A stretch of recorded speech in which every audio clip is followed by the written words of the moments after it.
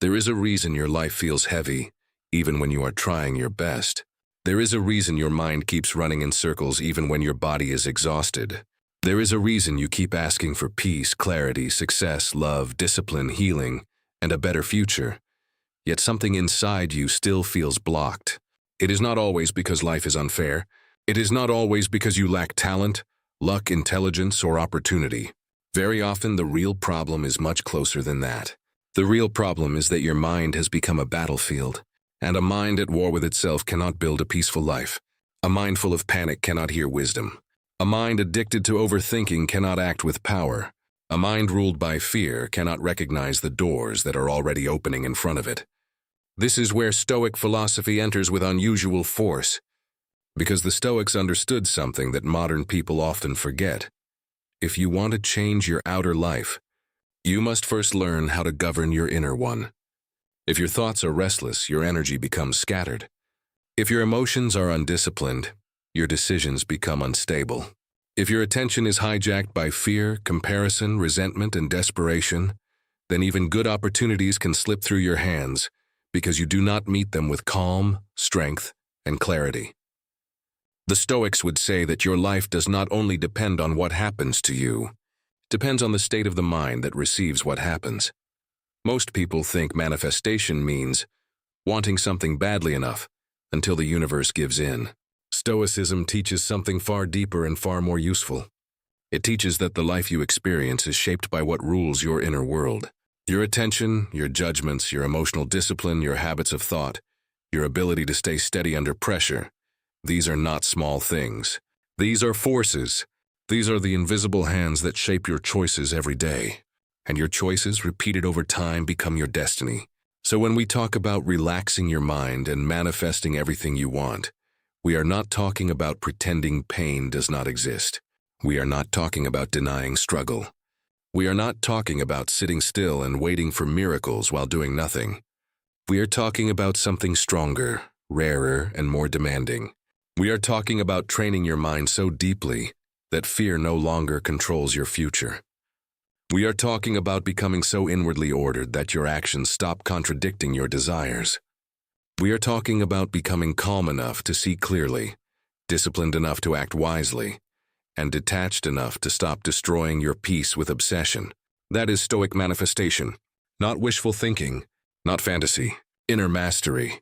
Think about how many people ruin their own peace before the day even begins. They wake up and immediately invite chaos into their mind. They grab the phone before they have even met themselves.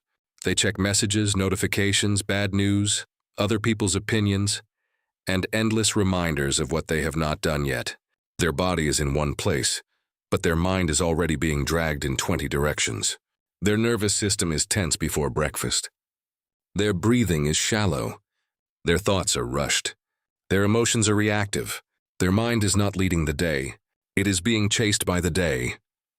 And then they wonder why they cannot focus, why they cannot hear themselves, why they feel spiritually tired, why their confidence is weak, why their goals feel far away, why peace seems impossible to hold. But peace was never going to survive in a mind that never stops feeding disturbance. The Stoics would tell you that the first battle of the day is not with the world. It is with your own impressions. It is with the thoughts that enter your mind and ask for authority. It is with the emotions that demand instant obedience. It is with the old fears that try to define the new day before it has even begun. Marcus Aurelius, one of the greatest Stoic minds in history, wrote many of his thoughts while carrying the weight of an empire. He was not writing from a spa, from a retreat, or from a life free of pressure. He was writing in the middle of responsibility, uncertainty, grief, politics, war, betrayal, and human weakness. Yet he kept returning to one truth: your mind can remain your own if you train it. Not because life becomes easy, but because you stop surrendering your peace to every passing event. He reminded himself again and again that external things are not the true rulers of the soul unless you hand them that power. That is one of the most important Stoic secrets you can learn if you want to relax your mind and transform your life. The world can be noisy, but noise does not have to become your identity. The world can be uncertain, but uncertainty does not have to become panic. The world can disappoint you, but disappointment does not have to become bitterness. Between what happens and how you respond, there is a space. In that space lies your freedom. In that space lies your power. In that space lies the beginning of a new life. A restless mind does not simply feel uncomfortable. It changes the way you live. It changes the way you see yourself, the way you speak, the way you decide, the way you love, the way you work, and the way you carry pain. When your mind is restless, you become vulnerable to every emotional storm. You say yes when you should say no. You chase approval from people who do not respect you. You make promises from excitement and break them from exhaustion. You react to temporary emotions as if they are permanent truths. You interpret delays as rejection, silence as danger, and discomfort as proof that something is wrong with you. You lose hours to imaginary arguments. You relive old mistakes as if punishing yourself will somehow rewrite the past. You become impatient with the process of growth because your mind wants relief now, not wisdom later. And slowly, without realizing it, you start building a life around emotional urgency instead of inner authority. That is why overthinking is not a harmless habit. It is a thief. It steals focus, confidence, energy, gratitude, and courage. It keeps your body in one moment and your mind trapped in 10 others. It fills the room with shadows and then convinces you the shadows are real. The Stoics had no patience for the kind of mental slavery that comes from believing every thought. They knew that the mind can be a liar when it is untrained. It can exaggerate threats, replay insults, invent disasters, and make a passing emotion feel like a prophecy. Epictetus said that people are disturbed not by things but by the views they take of them. That one sentence can change your life if you let it. It means that much of your suffering is not created by the event itself, but by the story your mind tells about the event. The delay is one thing. Your interpretation of the delay is another. The rejection is one thing.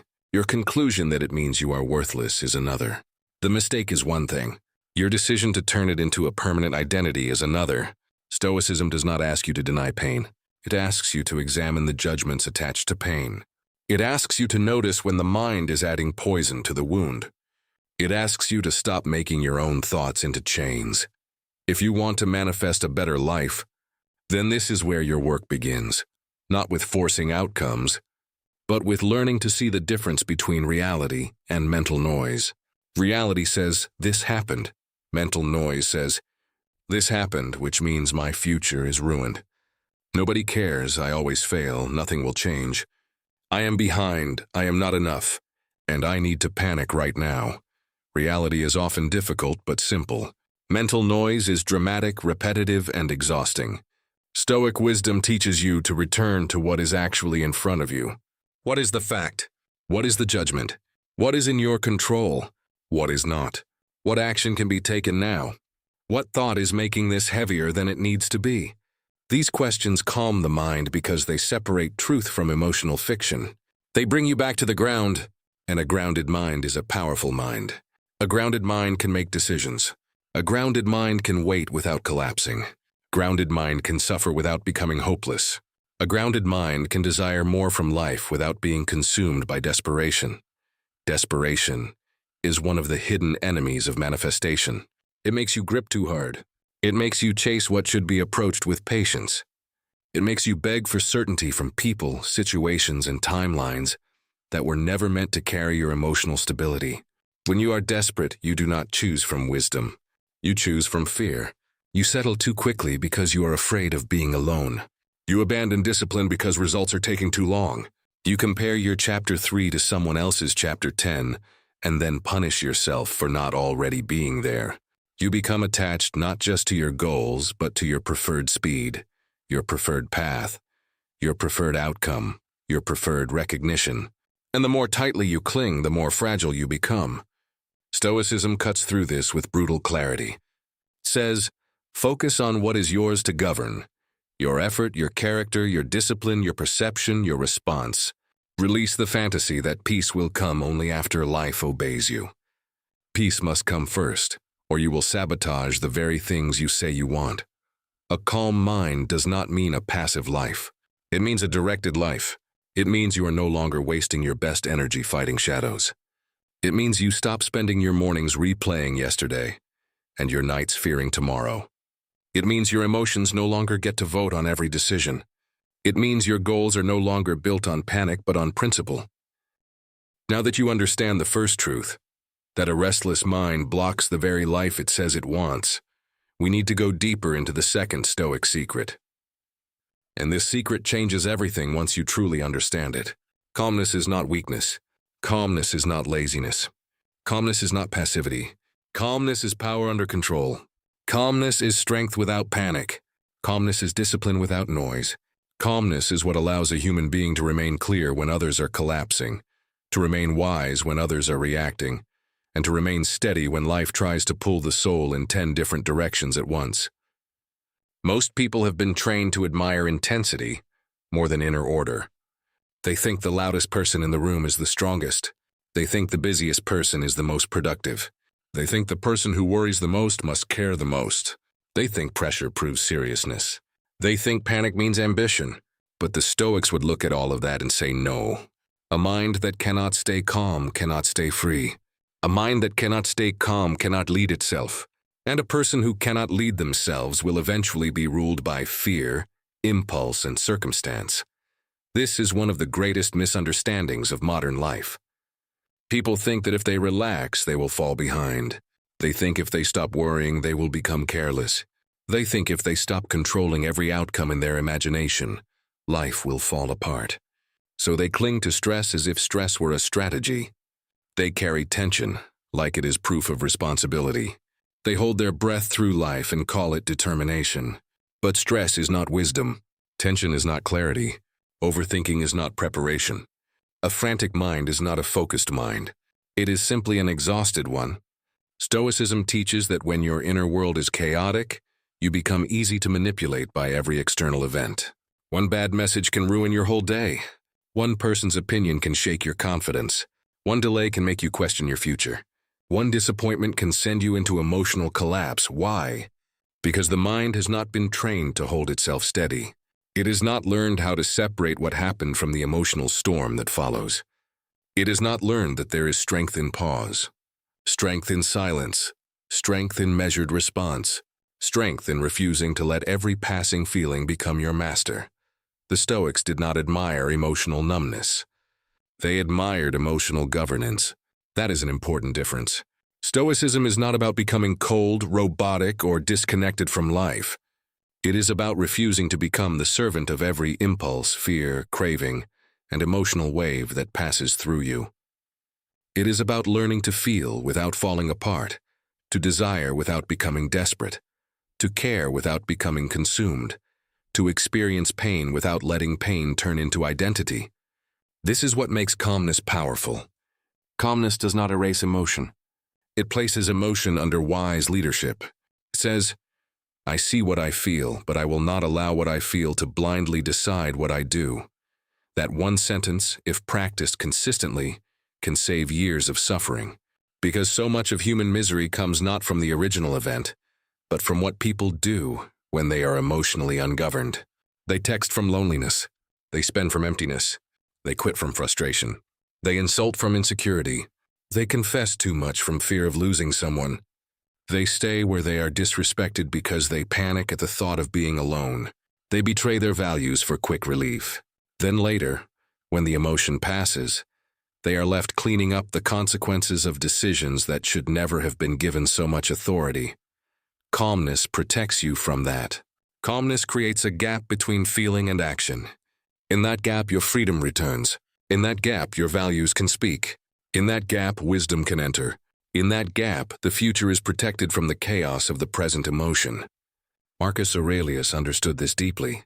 He knew that if a person does not learn to govern the inner world, the outer world will govern them instead. He reminded himself constantly that the mind can choose its posture even when circumstances are difficult. Not because pain is imaginary, but because reaction is a choice that can be trained. Imagine the power of that. Imagine being the kind of person who can feel anger without becoming cruel, who can feel fear without becoming weak, who can feel disappointment without becoming hopeless, who can feel desire without becoming desperate. That is not a small skill. That is a life-changing form of self-command. When people hear the phrase, relax your mind, they often imagine something soft, passive, maybe even unproductive. They picture a person escaping life rather than facing it. But Stoic calmness is the opposite of escape. It is the ability to remain composed in the middle of reality. It is not hiding from pressure. It is standing inside pressure without letting pressure own your soul. It is not pretending nothing matters. It is caring deeply without collapsing emotionally every time life becomes difficult. It is not lowering your standards. It is refusing to let anxiety set your standards for you. The Stoic mind is relaxed in the way a skilled archer is relaxed before releasing the arrow. Not careless, not sleepy, not indifferent, but steady, focused, and internally aligned. That kind of calm creates precision. It creates discipline. It creates better timing, better judgment, better speech, better choices, better relationships, better endurance. It creates the exact inner conditions that allow a person to build a better life. This is why calmness is not separate from manifestation. Calmness is one of the conditions that makes meaningful manifestation possible. Because what is manifestation in a grounded Stoic sense? It is not forcing reality through wishful thinking. It is aligning your inner life so that your outer actions stop contradicting your deepest goals.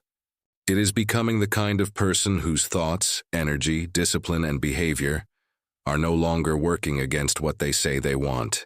A calm person is far less likely to sabotage their future through panic. A calm person can wait longer, think clearer, and choose better. A calm person does not abandon a worthy path just because results are delayed. A calm person does not hand over their self-respect because of temporary loneliness. A calm person can remain faithful to the process even when the reward is not immediate. That is why calmness multiplies power. It preserves attention. It protects consistency. It keeps your standards from collapsing under emotional weather. It makes you less fragile and more reliable, and reliability, over time, becomes one of the most powerful forces in life. Think about the people who keep repeating the same painful cycles. They keep attracting unstable relationships, not always because fate is cruel, but because their inner world is unstable. They keep quitting good habits, not because they are incapable, but because they trust emotion more than commitment. They keep ruining opportunities through impatience, not because success is impossible, but because they cannot tolerate uncertainty without forcing an answer. They keep exhausting themselves with overthinking, not because they care more, but because they have never learned how to return the mind to stillness. In all of these cases, the missing piece is not merely motivation, it is regulation. It is the ability to remain steady enough to make wise choices repeatedly. It is the ability to hold discomfort without immediately escaping into self-sabotage. That is what Stoicism trains. It trains the soul to become less easily disturbed, not because life stops being hard, but because the person stops amplifying the difficulty through panic, complaint, fantasy, and emotional dependence. Seneca once wrote that we suffer more in imagination than in reality. That line matters here because it reveals how much power is wasted in mental rehearsal of disaster. So many people are physically safe in the present moment, yet mentally living inside futures that have not happened. They are arguing with imaginary critics, grieving losses that have not occurred, rehearsing failure before they have even tried, and carrying emotional pain from events that exist only in prediction. The body sits in a room, but the mind is sprinting through 100 disasters, and then they wonder why they are tired, why they cannot focus, why their confidence is weak, why peace feels so far away. But how could peace survive in a mind that never stops generating threat? Stoicism does not solve this by saying, never think about the future. It solves it by teaching discernment. Think when thinking is useful. Prepare when preparation is needed. But do not mistake endless mental agitation for wisdom. Do not treat anxiety as if it were insight. Do not assume that because a thought is intense, it is true. A calm mind is selective. It does not give equal authority to every thought. It knows that some thoughts are instructions, some are warnings, some are wounds speaking, some are habits, some are fears dressed up as logic, and some are simply noise. The untrained mind swallows all of them. The Stoic mind examines them. It asks, is this useful? Is this true? Is this within my control? Does this thought make me stronger, wiser, more disciplined, more honest, more courageous? Or is it simply feeding fear? that habit alone can begin to change your life. Because every time you refuse to feed a destructive thought, you weaken its authority. Every time you choose a disciplined response over a dramatic reaction, you strengthen your character. Every time you return your attention to what matters instead of what merely alarms you, you reclaim a piece of your mind. Calmness is not something you magically receive. By now, the picture is becoming clear. A restless mind blocks what it wants. A calm mind becomes powerful. But now, we arrive at the question that matters most. How does a Stoic actually create a better life? How does a person move from simply admiring peace to building it? How do you stop living in reaction and begin living in direction? How do you turn calmness into results, philosophy into action, and desire into a disciplined reality? This is where many people get lost because they hear words like manifestation, mindset, inner peace, alignment, and self-mastery, but they do not know how to turn those ideas into a daily practice. They want the transformation, but they do not know the mechanism. They want the result, but they have not yet learned the process. Stoicism is useful here because it gives you something stronger than inspiration. It gives you a system. It gives you a way to train your attention, your speech, your emotional life, your habits, your standards, and your response to uncertainty. It teaches that a better life is not produced by one dramatic breakthrough. It is produced by repeated inner choices that slowly change who you are and how you move through the world. The first thing you must understand is that Stoic manifestation is not magical control over reality. It is not pretending that life will obey every wish. It is not sitting still and waiting for the universe to deliver what you have not prepared yourself to hold. Stoicism is much more demanding than that. It says that if you want a different life, you must become a different participant in your own life. You must change the quality of your mind, because the quality of your mind changes the quality of your perception, your choices, your relationships, your discipline, and your endurance. The life you experience is not shaped only by events. It is shaped by the kind of person who meets those events. Two people can face the same obstacle and walk away with different futures because one collapses into fear while the other responds with discipline. Two people can receive the same opportunity and get different outcomes because one is too desperate, too distracted, too emotionally unstable to use it well, while the other is calm, prepared, and consistent enough to build on it. This is why Stoic manifestation begins with identity, not fantasy. The question is not only, what do I want? The deeper question is, who must I become so that my thoughts, habits, and actions no longer sabotage what I say I want? The first Stoic principle of manifestation is guard your mind from negative repetition. Most people underestimate how much their life is shaped by the thoughts they rehearse every day. They assume thoughts are private, harmless, temporary, but repeated thoughts become mental habits, and mental habits become emotional tendencies, and emotional tendencies influence behavior. If you spend months telling yourself that you are behind, that nothing works out, that people always leave, that you always fail, that your efforts never matter, that everyone else has something you do not, those thoughts do not remain abstract.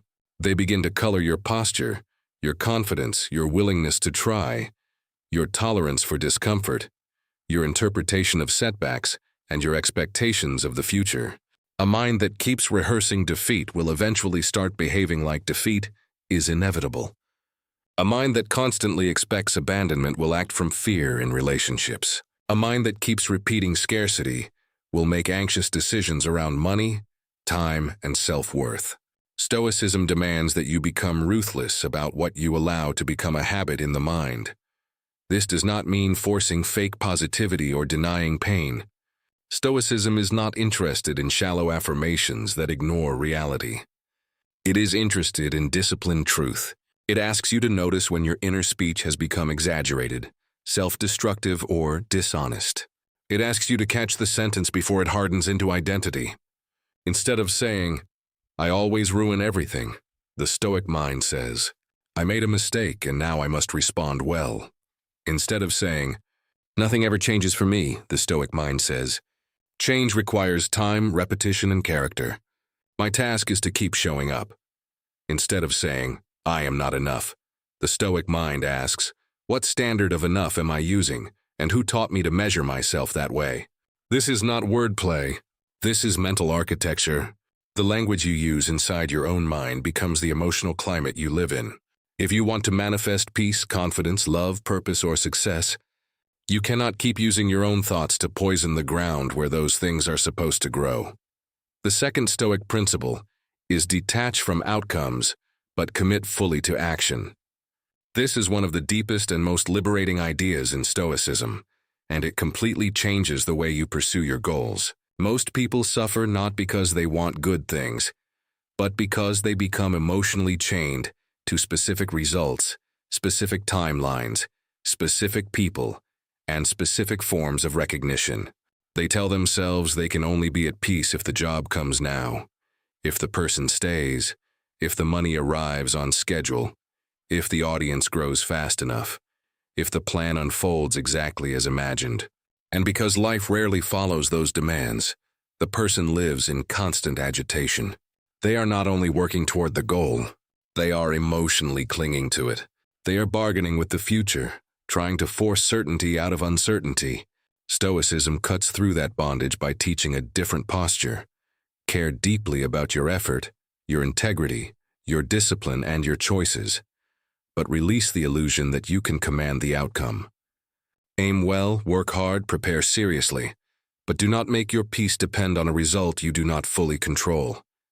This is where true power begins. Because when you detach from the outcome, you do not become passive. You become cleaner. Your work becomes less contaminated by fear. Your relationships become less contaminated by neediness. Your goals become less contaminated by panic. You stop rushing because you are trying to escape discomfort. You stop begging because you are afraid of silence. You stop collapsing every time life delays your preferred answer. Instead, you become stable enough to focus on the part that is actually yours. Your effort, your consistency, your self-respect, your quality of attention, your willingness to improve. This is one of the greatest Stoic manifestation secrets. People think they need to obsess more in order to get what they want. Often they need to obsess less so they can act better. They need to stop wasting energy trying to emotionally control the future and bring that energy back to the daily actions that make the future more likely. The third Stoic principle is to stop speaking weakness over your life. Again, this is not about pretending everything is easy. It is about refusing to keep cursing your own future with careless inner speech. Many people have no idea how often they weaken themselves with their own language. They say things like, "I can't handle this. I'm just not disciplined. I always mess things up. I'll never change. My mind is too broken. I'm unlucky. I'm just not the kind of person who succeeds." They speak these lines so often that they begin to treat them as facts instead of habits. But Stoicism teaches that your speech should be in service of truth, courage, and responsibility. The Stoic does not say, "This is impossible," when what they mean is, "This is uncomfortable." The Stoic does not say, "I'm a failure," when what is true is, "I am learning under pressure."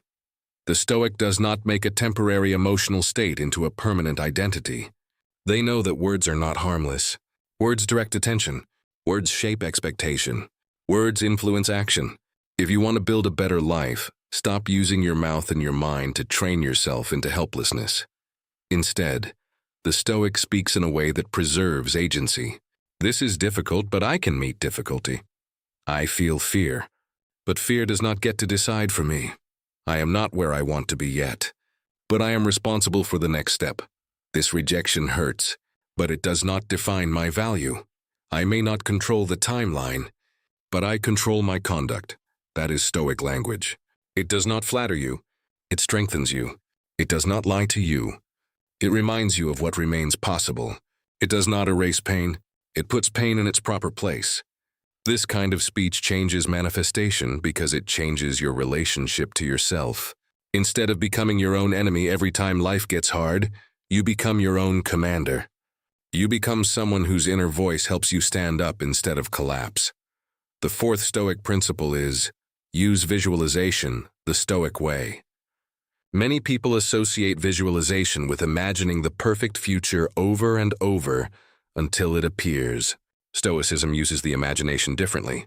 It does not reject positive vision, but it insists that imagination must be disciplined, not indulgent. The Stoics practiced forms of mental rehearsal to prepare themselves for reality. They imagined difficulty so they would not be shocked by it. They pictured temptation so they could decide in advance how they wanted to respond. They thought through possible setbacks not to become anxious but to become ready. This is sometimes called premeditation of adversity, and it is one of the most practical mental tools you can learn. If you know you tend to panic when a plan changes, imagine the plan changing and rehearse a calmer response. If you know you tend to lose discipline when you feel lonely, imagine the lonely evening and decide in advance what you will do instead of self-sabotaging. Now we come to the final piece, the part where philosophy stops being only something you admire and becomes something you live. Because by now you understand the truth behind the title. You understand that a restless mind blocks the very life it longs for. You understand that calmness is not weakness but power. You understand that Stoic manifestation is not magic but inner alignment, disciplined thought, emotional steadiness, and consistent action. But knowledge alone does not change a life. Insight alone does not calm a mind. You can understand everything in this video and still wake up tomorrow trapped in the same old habits if you do not create a way to practice. That is why this final part matters so much. It is about turning Stoic wisdom into a daily ritual, a rhythm of living that slowly rewires the mind, settles the nervous system, strengthens your character, and makes you capable of holding peace, clarity, self-respect, and the future you keep asking for. The Stoics knew that the mind does not become calm by accident. It becomes calm by training. It becomes calm because you stop leaving it unguarded. It becomes calm because you stop feeding every fear, obeying every impulse, and surrendering every morning to distraction. It becomes calm because you return to certain practices so often that they become part of your nature. This is important to understand, because many people keep waiting to feel ready before they begin changing their life. They want motivation first, then discipline. They want certainty first, then courage. They want peace first, then practice. But Stoicism reverses that. It says peace often comes after the practice begins, not before. Calmness is built by repetition. Clarity is built by returning. Character is built by what you do when you do not feel like doing it. So if you want to relax your mind and manifest a better life, then you need a ritual that does not depend on mood. You need a daily way of meeting yourself that gradually replaces inner chaos with inner order. The first part of the Stoic ritual begins the moment you wake up. Before the world enters, before the phone enters, before other people's expectations enter, before comparison, urgency, and noise rush into your mind, give yourself a few moments of mental sovereignty. This matters more than most people realize. The first thoughts of the morning often set the emotional tone for the rest of the day. If the first thing you do is hand your attention to notifications, headlines, demands, and unfinished problems, then your mind begins the day in reaction mode. It begins with tension, not intention. It begins by receiving commands instead of choosing direction. The Stoic morning asks for something different. It asks you to pause before consumption. Sit up, breathe. Do not rush to become available to the world before becoming present with yourself. Even if it is only for 2 or 3 minutes, protect that space. Let your breathing deepen. Let your body remember that it is safe to be still. Let your mind arrive before the day begins pulling at it. Then ask yourself a simple Stoic question. What is mine to govern today? Not in theory, not for the rest of your life. Just today. Your attitude is yours. Your effort is yours. Your speech is yours. Your boundaries are yours. Your attention is yours. Your response to inconvenience is yours. Your willingness to keep your word is yours. Your honesty is yours. Your patience is yours. Your ability to return to calm is yours. This question is powerful because it gathers the mind. It pulls your attention away from the 1,000 things you cannot control and brings it back to the field where your power actually lives. Most anxiety grows in the soil of scattered focus. The Stoic morning interrupts that by narrowing the mind to what can actually be influenced. That alone can reduce a huge amount of inner noise. After that, choose one thought to carry for the day. Not 10, not a whole speech. One sentence, one principle, one anchor. Something like, I will not let urgency steal my peace, or my task is effort, not panic. or no event today has the right to make me abandon myself, or I can meet difficulty without becoming difficult. This is not empty affirmation. It is mental leadership. It gives your mind a reference point when emotion starts trying to pull you away from yourself. Throughout the day, when stress rises, when people test your patience, when disappointment appears, you come back to that one line. In a noisy world, repetition creates stability. The mind becomes what it rehearses, so give it something worthy to rehearse. The second part of the ritual is morning stillness before movement. You do not need a perfect meditation room or an hour of silence to do this. You need sincerity and consistency. Sit quietly for a few minutes and watch the mind without immediately obeying it. Thoughts will appear. Some will be practical. Some will be anxious. Some will try to pull you into future scenarios before the day has even begun. Do not fight them dramatically. Just notice them. Let them come. Let them pass. This is one of the most important skills you can build, because it teaches you that you are not required to follow every thought to its conclusion. You are not required to turn every fear into a full story. You are not required to answer every mental alarm. You can watch a thought arrive and choose not to feed it. That is one of the first signs of freedom. If you want, you can combine this stillness with slow breathing. Inhale gently, exhale slowly. Let the exhale be longer than the inhale. This signals safety to the body, tells your nervous system that you do not need to begin the day as if danger is already present. This is where Stoicism and practical self-regulation meet. The Stoics did not speak in modern nervous system language, but they understood the value of training the body, not to dominate the mind. A tense body can intensify a fearful thought. A calm breath can interrupt that cycle. And when the body softens, the mind often becomes easier to guide. The third part of the ritual is morning reflection through writing. You do not need pages. A few honest lines are enough. Ask yourself 3 questions. First, what kind of person do I need to be today? Not what do I need to achieve. Who do I need to be? Calm, disciplined, patient, courageous, honest, detached, focused. Second, what will probably challenge me today? Maybe a difficult conversation, maybe loneliness, maybe distraction, maybe impatience, maybe self-doubt. Name it before it arrives. This is Stoic preparation. And third, how do I want to respond when that challenge comes? Write the response in advance. If I feel ignored, I will not chase for reassurance. If I feel overwhelmed, I will slow down instead of spiraling. If I feel tempted to procrastinate, I will do 10 focused minutes before listening to mood. This simple practice is powerful because it turns vague good intentions into deliberate mental rehearsal. It prepares your character before the test begins. The fourth part of the ritual is disciplining your input during the day. If you want a calm mind, you cannot keep feeding it chaos and then wonder why it feels unstable. Every day, your attention is being pulled by content, opinions, comparisons, outrage, temptation, and noise. And every piece of mental input leaves a trace. Stoicism asks you to become selective. Not paranoid, not disconnected, but selective. Ask yourself, what enters my mind repeatedly and what kind of person does it make me? Does this content make me more grounded or more agitated? Does it strengthen my discipline or feed my insecurity? Does it help me focus on what matters or scatter me into envy and comparison? If your mind is already tired, then guarding your attention is not a luxury. It is an act of self-respect. Manifestation begins to fail when the mind becomes overcrowded with voices that do not belong there. That means creating small boundaries throughout the day. Maybe you stop checking your phone every few minutes. Maybe you take a walk without headphones so your mind can breathe.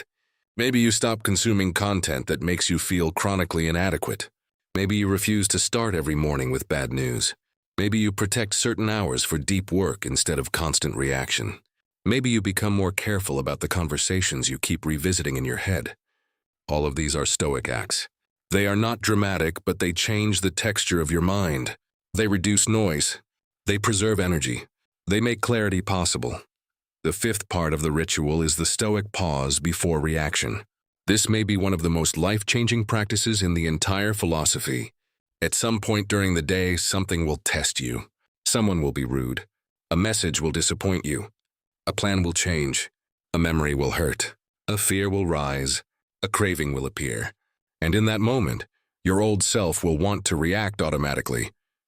To explain, to chase, to defend, to overthink, to shut down, to spend, to quit, to say something you will later regret. This is the exact moment where practice becomes real. Before you react, pause. 1 breath. 2 breaths. Enough to create a gap. Then ask, what response would protect my peace, my dignity, and my future? Not what response would satisfy the emotion of this moment. What response would protect the person I am trying to become? That question is a weapon against self-sabotage. It reminds you that one emotional moment does not deserve the authority to damage a life you are trying to build. Maybe the wise response is silence. Maybe it is leaving the room. Maybe it is saying less. Maybe it is doing the task anyway. Maybe it is not sending the message. Maybe it is waiting until tomorrow. Maybe it is accepting disappointment without turning it into drama. The Stoic pause does not make life perfect, but it prevents countless avoidable wounds.